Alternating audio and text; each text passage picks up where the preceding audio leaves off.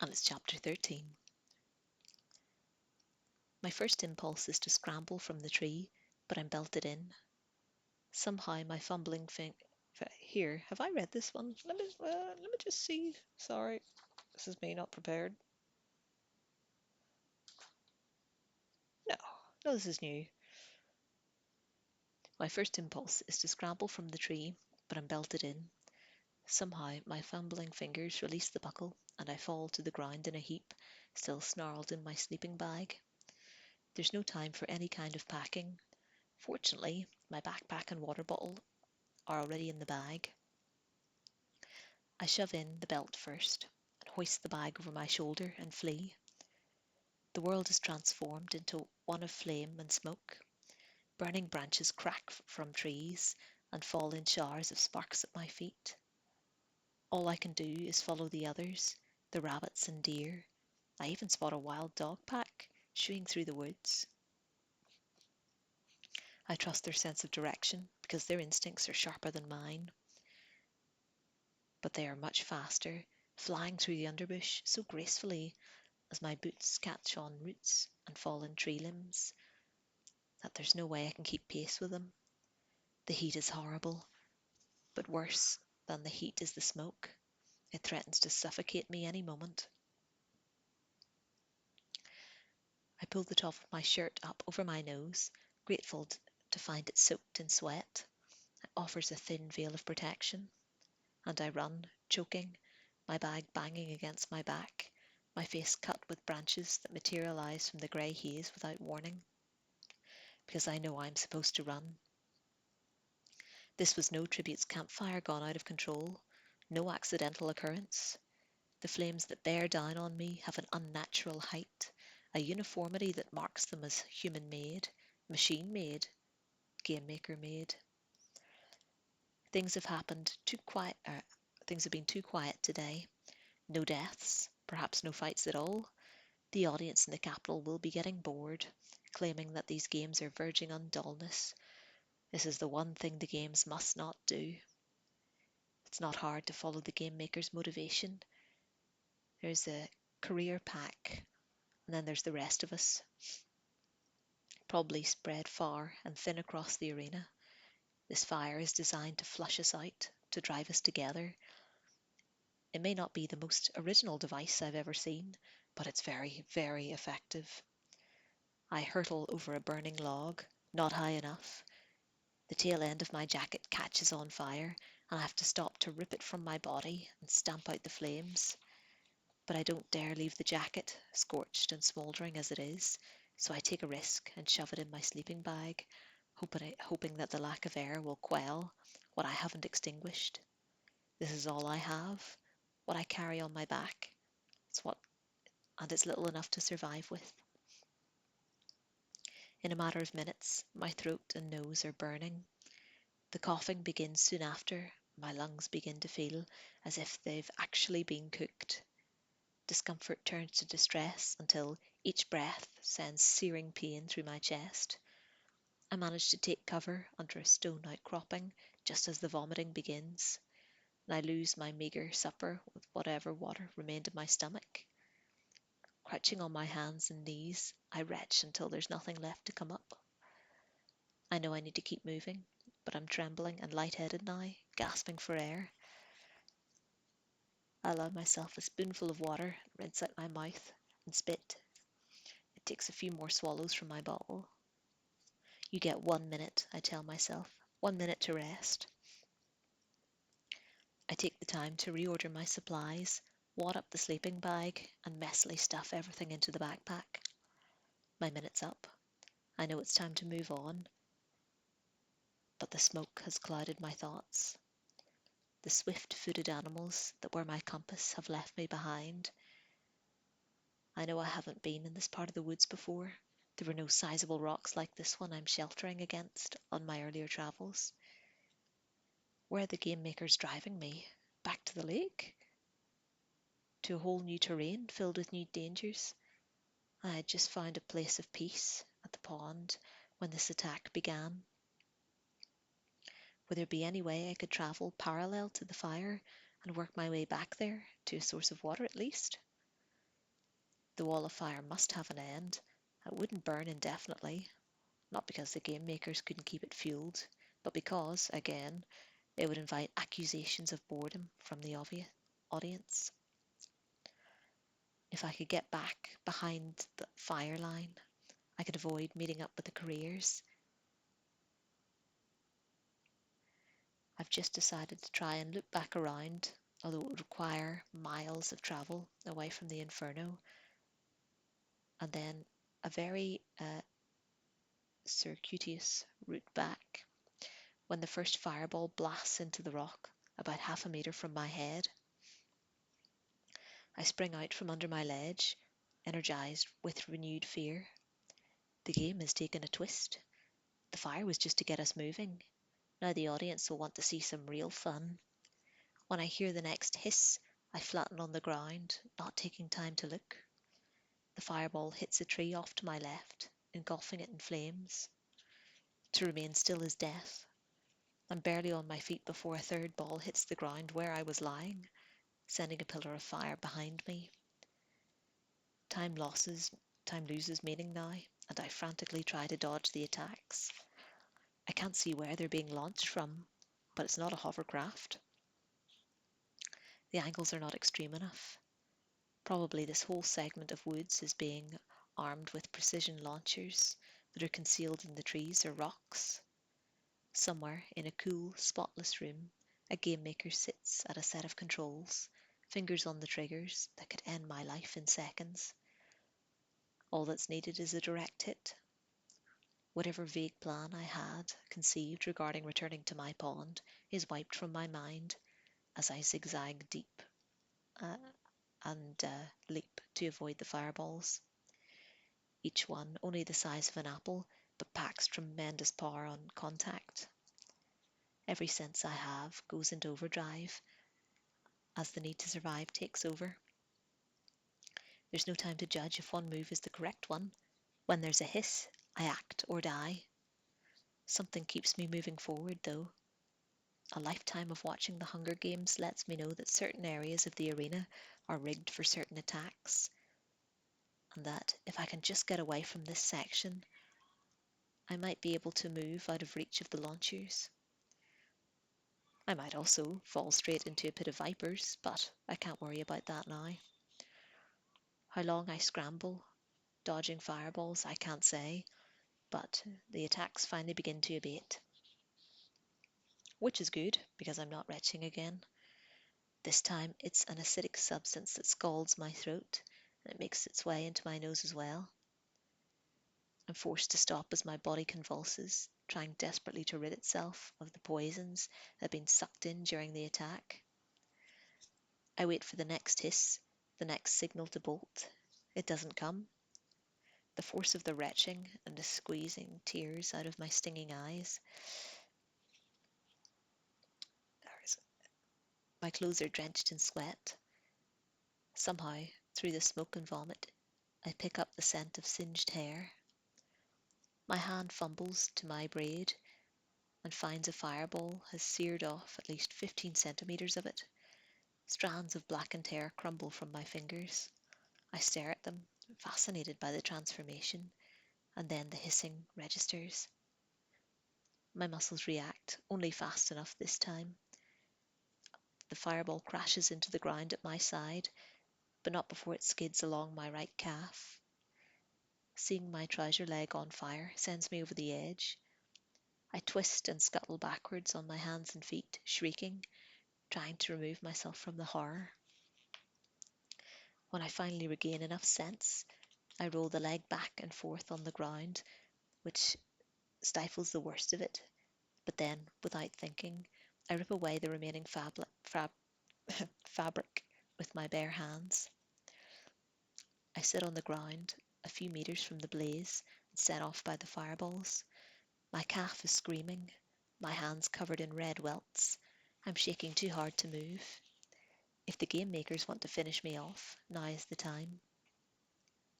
I hear Cinna's voice, carrying images of rich I'm sorry, I don't know why I'm having so much trouble with the word fabric.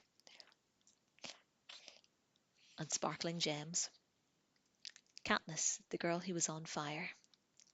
What a good laugh the game makers must be having over that one.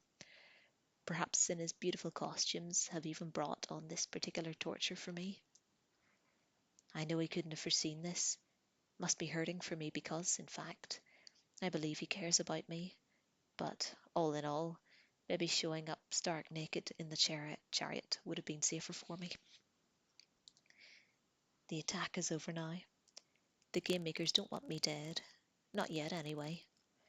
Everyone knows what could destroy us all in seconds of the opening gong. The real sport of the Hunger Games is watching the tributes kill one another. Every so often, they do kill a tribute just to remind the players that they can, but mostly they manipulate us into confronting one another face to face, which means if I'm no longer being fired at, there's at least one other tribute close at hand. I would drag myself into a tree and take cover now if I could, but the smoke is still thick enough to kill me. I make myself stand and begin to limp away from the wall of flames that lights up the sky. It does not seem to be pursuing me any longer, except with its stinking black clouds. Another light, daylight, begins to softly emerge. Swirls of smoke catch the sunbeams. My visibility is poor. I can see maybe 15 meters in any direction. A tribute could be concealed from me here. I should draw my knife as a precaution, but I doubt my ability to hold it for long. The pain in my hands can in no way compete with that in my calf. I hate burns. I've always hated them, even a small one that I got from pulling the pan of bread from the oven is the worst kind of pain for me, but I've never experienced anything like this. I'm so weary I don't even notice I'm in a pool until I'm ankle deep.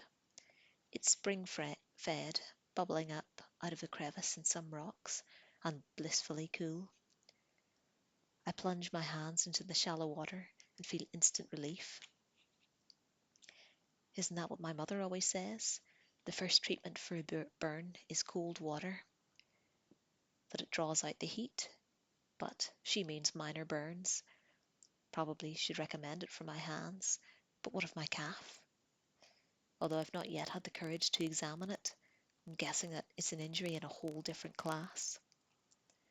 I lie on my stomach at the edge of the pool for a while, dangling my hands in the water, examining the little flames on my fingernails that are beginning to chip off. Good. I've had enough fire for a lifetime. I bathe the blood and ash from my face. I try to recall all I know about burns. They're common injuries in the seam, where we cook and heat our homes with coal. And then there are the mine accidents. A family once brought an unconscious young man, pleading with my mother to help him. The district doctor who's responsible for treating the miners had written him off, told the family to take him home to die, but they wouldn't accept this. He lay on our kitchen table, senseless to the world. I got a glimpse of the wound on his thigh, gaping, charred flesh, burning clear down to the bone, before I ran from the house. I went to the woods and hunted the entire day, haunted by that gruesome leg and memories of my father's death. What's funny was Prim, who's scared of her own shadow, stayed and helped. My mother says healers are born, not made. They did their best, but the man died, just like the doctor said he would. My leg is in need of attention, but I still can't look at it. What if it's as bad as the man's, and I can see my bone? And then I remember my mother saying that if it's a severe burn, the victim might not feel pain because the nerves would be destroyed. Encouraged by this, I set up and swing my front leg in front of me.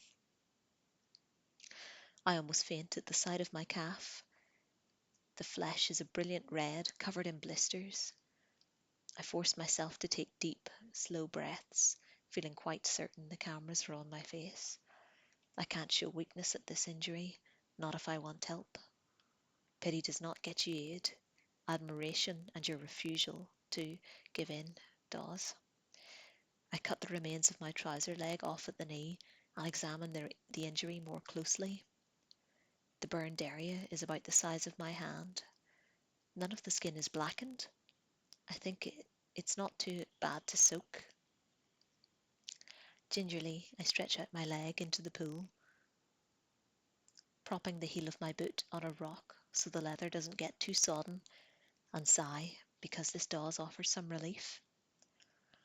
I know there's some herbs, if I could find them, that would speed the healing, but I can't quite call them to mind. Water and time will probably be all I have to work with. Should I be moving on? The smoke is slowly clearing, but still too heavy to be healthy. If I do continue away from the fire, won't I be walking straight into the weapons of the careers? Besides, every time I lift my leg from the water, the pain rebounds so intensely I have to slide it back in. My hands are slightly less demanding. They can handle small breaks from the pool, so I slowly pull my gear back in order.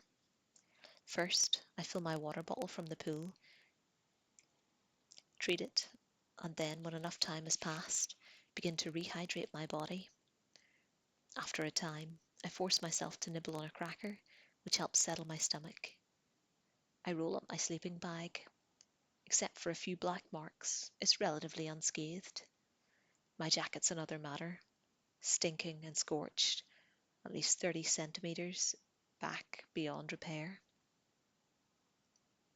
I cut off the damaged area, leaving me with a garment that comes just to the bottom of my ribs. But the hood's intact, and it's far better than nothing. Despite the pain, drowsiness begins to take over. I'd take to a tree and try to rest, except I'd be too easy to spot. Besides, abandoning the pool seems impossible. I neatly arrange my supplies, even settle on my pack on my shoulders, but I can't seem to leave. I spot some water plants with edible roots and make a small meal with my last piece of rabbit. Sip water. Watch the sun make its slow arc across the sky. Where should I go, anyway? That's safer than here.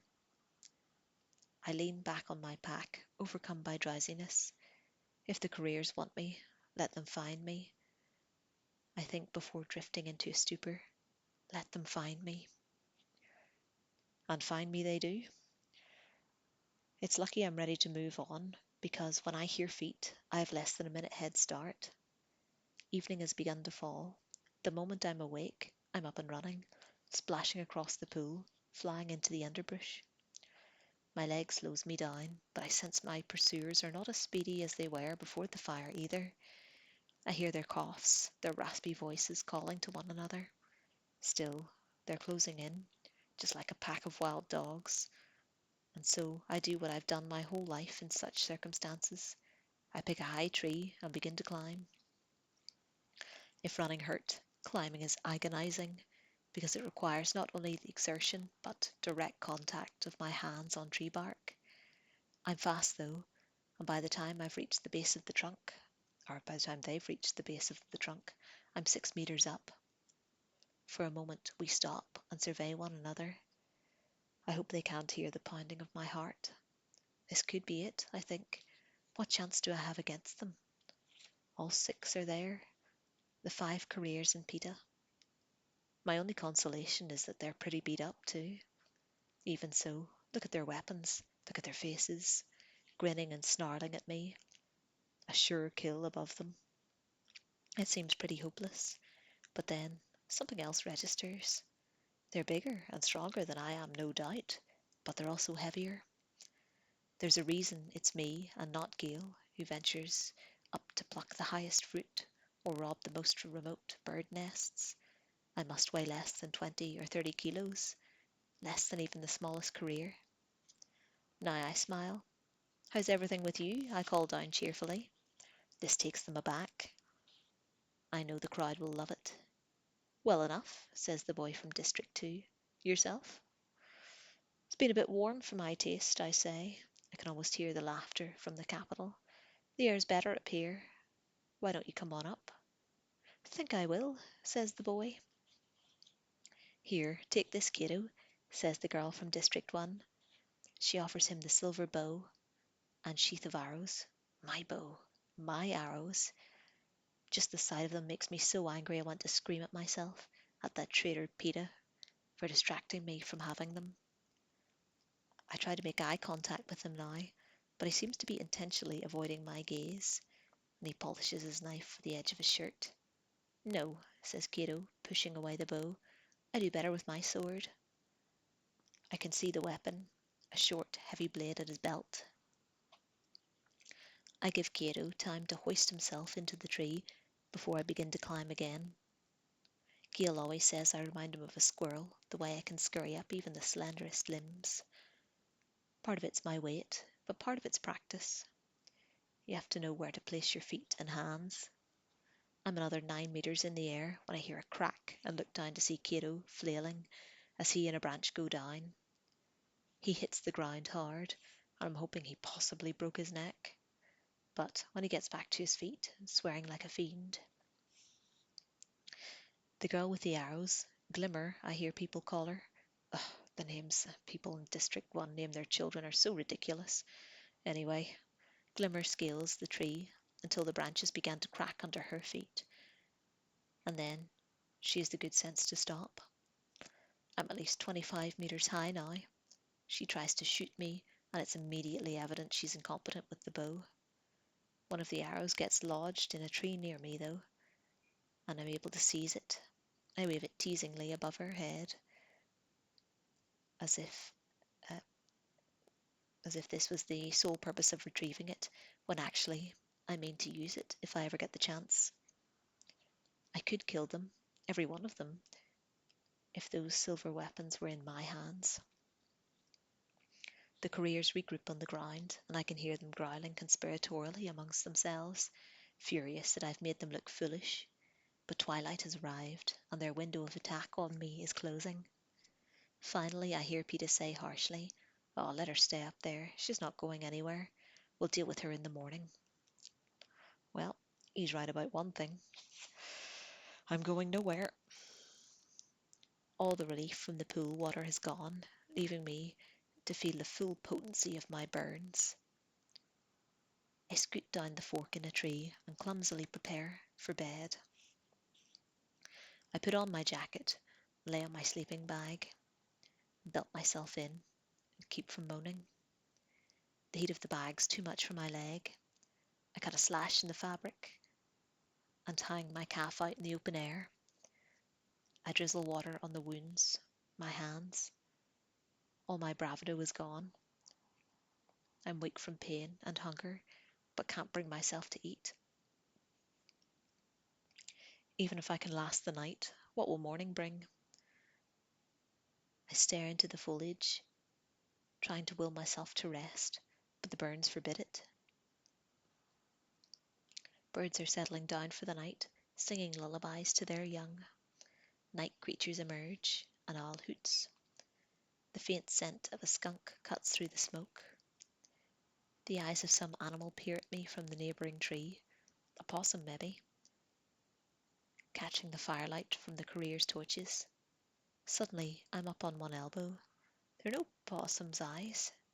I know their glassy reflections too well.